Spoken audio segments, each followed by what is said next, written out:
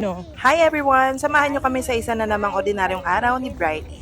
And first stop for today is Mercury Drug. Wow. Kailangan na nating i-restock ang kanyang maintenance medicine para sigurado tayong laging okay and healthy si Briley. Wala pa. So ang time ng pag-take niya ng medicine is 9 a.m. and 9 p.m. Bawal sumablay, dapat laging on time. And dito, nag-decide muna kaming mag-almusal para naman may energy agad siya.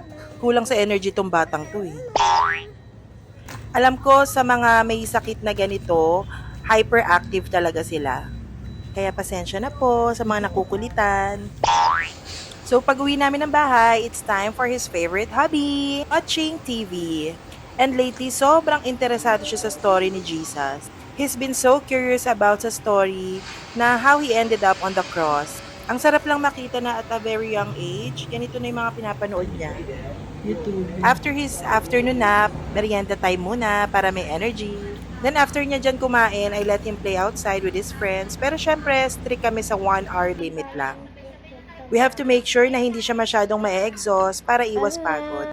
Isa kasi yun sa kanyang mga triggers. And ayan, nakauwi na kami yan. So balik na naman siya sa panonood ng About sa Life ni Jesus. Aray!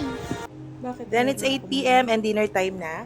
Habang kumakain kami, bigla siyang nakaramdam ng kaunting nausea. Monitoring lang tayo palagi to make sure he's feeling all right.